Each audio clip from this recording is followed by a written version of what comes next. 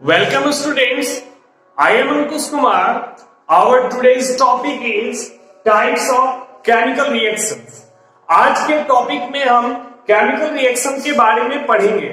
हमें class 10th के basis को देखते हुए कुल 5 तरह के केमिकल रिएक्शंस के बारे में पढ़ना है।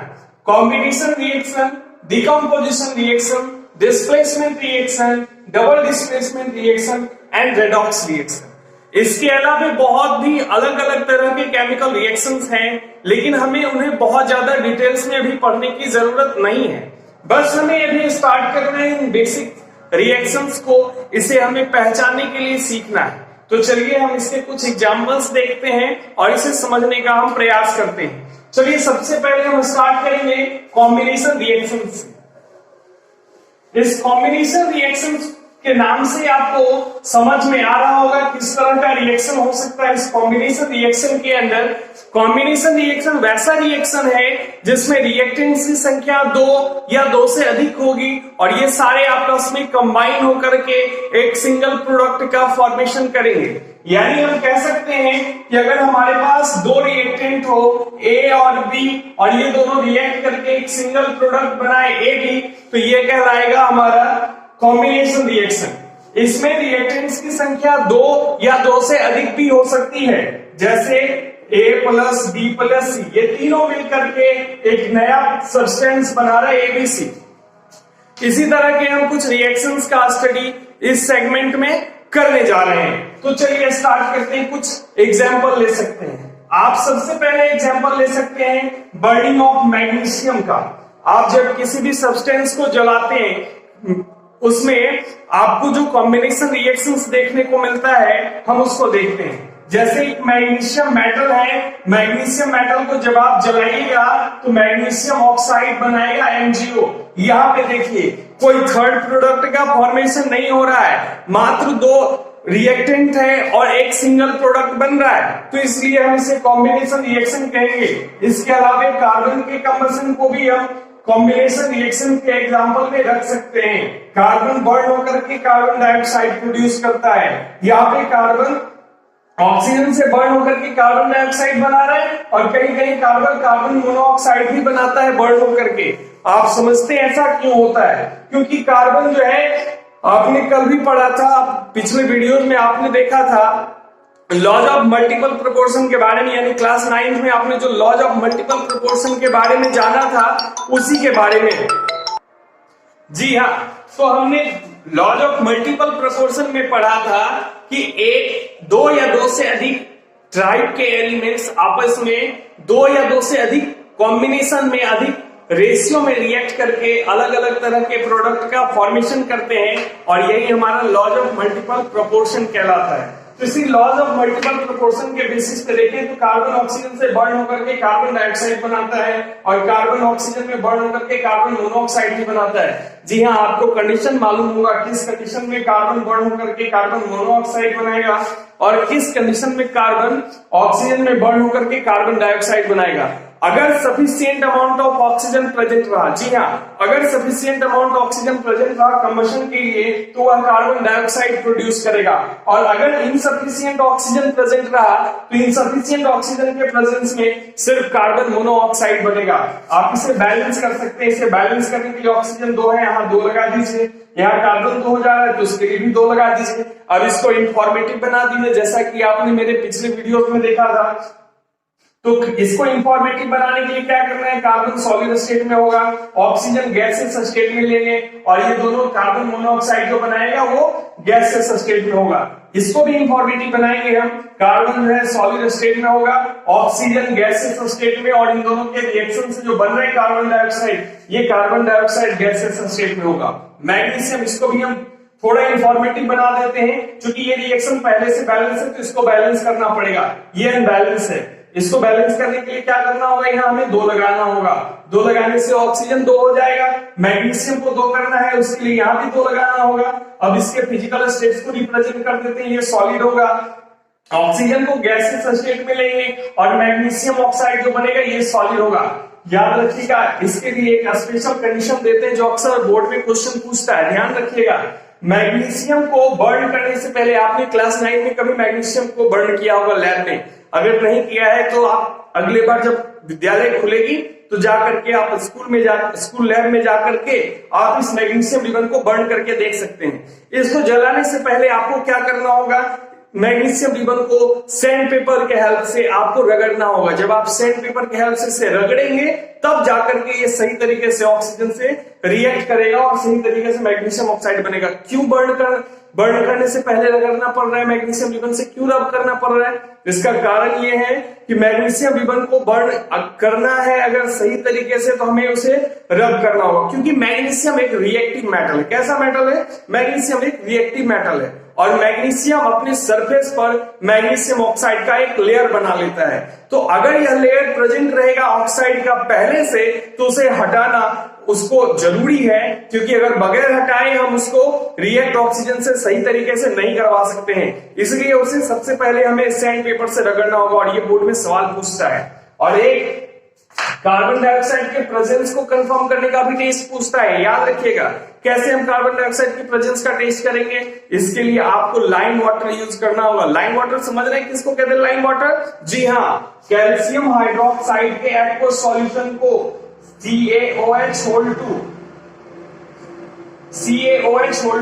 कैल्शियम हाइड्रोक्साइड के एक्वस सॉल्यूशन को ही हम लोग लाइम वाटर कहते हैं। इसी लाइम वाटर में जब आप कार्बन डाइऑक्साइड गैस पास करवाइएगा तो ये मिल्की हो जाएगा। आप एनसीईआरटी में एक प्रॉब्लम देखेंगे, उसमें कहता है कि जब हम वॉल का व्हाइट वॉशिंग करते हैं कैल्शियम हाइड्रोक्साइड के हेल्प से तो वह कुछ देर के बाद चमकने लगता है। क्यों चमकने लगता है उसको भी देख लेते हैं। क्यों चमकेगा भाई? तो चमकने का कारण हम यहां जान लेते हैं।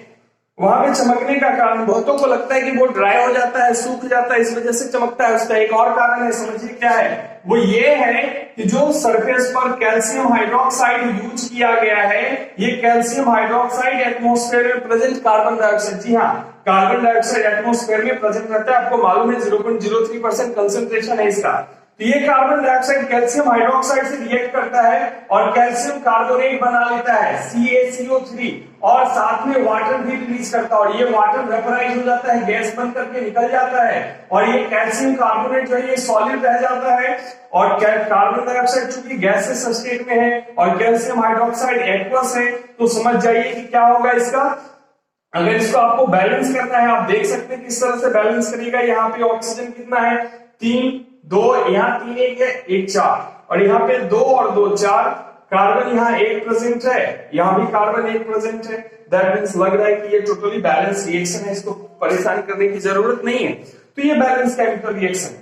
तो यही कारण है कैल्शियम कार्बोनेट का। कैल्शियम कार्बोनेट कैसा होता है? व्हाइट कलर का होता है और कुछ ऐसा ही रिएक्शन होता है जब आप लाइम वाटर में कार्बन डाइऑक्साइड गैस पास करवाते हैं। तो अगर आपको कार्बन डाइऑक्साइड गैस के प्रेजेंस का कंफर्मेशन लेना है तो उसको आपको क्या करना होगा? लाइम वाटर से पास करवाना होगा। क्या करना होगा? लाइम वाटर से उसको पास करवाएंगे। जब लाइम वाटर से पास करवाएंगे कार्बन डाइऑक्साइड गैस को तो कैल्शियम कार्बोनेट बनाएगा और वाटर रिलीज करेगा। लेकिन याद रखिएगा इसी कैल्शियम कार्बोनेट की वजह से वो सॉल्यूशन मिल्की हो जाता है। कैसा हो जाता है? मिल्की व्हाइट हो जाता है। और इस कार्बन डाइऑक्साइड के प्रेजेंस के कंफर्मेशन के लिए जो हम लाइम वाटर लेंगे, ये लाइम वाटर कैसा होगा? ये हमें फ्रेशली प्रिपेयर्ड लेना होगा।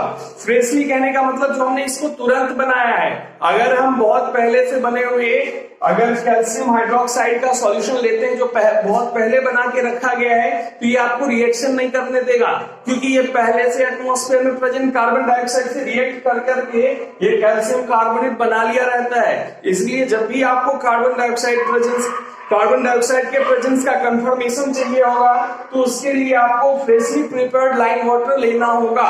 तो समझ गए, ये था हमारा। अब और हम एक दो एग्जांपल देख लेते हैं कॉम्बिनेशन रिएक्शन का। कॉम्बिनेशन रिएक्शन का और क्या एग्जांपल हो सकता है बताइएगा। अगर सल्फर को हम जला दें, सल्फर को जला देंगे तो क्या होगा? सल्फर डाइऑक्साइड बनेगा। और अगर हम सल्फर कैसा होगा? सॉलिड होगा।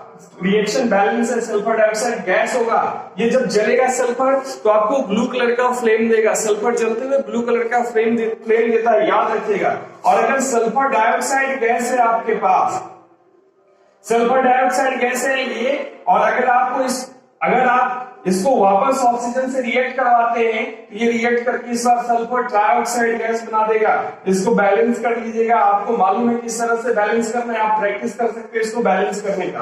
तो ये सारा जो रिएक्शन है ये कॉम्बिनेशन रिएक्शन का एग्जांपल है। क्यों है? क्योंकि यहाँ पे दो रिएक्टेंट है, देख लीजिए ये और ये दो रिएक्टेंट है और एक सिंगल प्रोडक्ट बना रहा है। एक और एग्जांपल देख लेते हैं जिसमें हम 3 रिएक्टेंट ले सकते हैं। आप उसमें रस्टिंग ऑफ आयरन ले सकते हैं। आयरन के रस्टिंग में देखिए क्या होता है, आयरन के रस्टिंग में आयरन होता है और इसको रस्ट लगाने के लिए क्या देना होगा, ऑक्सीजन और क्या वाटर देना होगा। जी हाँ, वाटर। ये वाटर और ऑक्सीजन इन दोनों के प्रेजेंस में ही रस्ट का फॉर्मेशन करता है। क्या बनाएगा, Fe2O3.XH2O। XH2O क्यों लिख रहे हैं? क्योंकि ये वाटर का प्रेजेंस हो सकता है, इस रस्ट में वाटर मॉलिक्यूल जरूर प्रेजेंट रहते हैं और जहां अगर ह्यूमिडिटी ज्यादा रहा तो वहां पे वाटर के मॉलिक्यूल्स ज्यादा हो सकते हैं, इसलिए यहाँ पे X लिखा है। यानी कोई ये लिमिटेड नहीं है कितना मॉलिक्यूल वाटर का प्रेजेंट रह सकता है। तो इस तरीके से आप देख सकते हैं, इसको बैलेंस कर सकते हैं। आपको इसको बैलेंस करना होगा। यहाँ पे 3 है, इस 3 को 2 के बराबर कैसे करेंगे? इसको बराबर करने के लिए सबसे पहले हम ऑक्सीजन को 3 और 4 है तो यहाँ 2 लगा देंगे। चलो ऑक्सीजन, ये तो वाटर मॉलिक्यूल समझेगा अपना, कितना वाटर मॉलिक्यूल रहेगा उतना यहाँ आ जाएगा। यहाँ 3 है, यहाँ 2 है। बराबर करने के लिए क्या करना होगा, यहाँ 2 से मल्टीप्लाई कर दीजिए, यहाँ 3 से। ये हो जाएगा 3 2 जा 6, ये भी हो जाएगा 3 2 जा 6। ऑक्सीजन बैलेंस हो गया। आयरन यहाँ 2 2 जा 4 हो गया, तो यहाँ 4 लगा दीजिए, आयरन बैलेंस हो गया।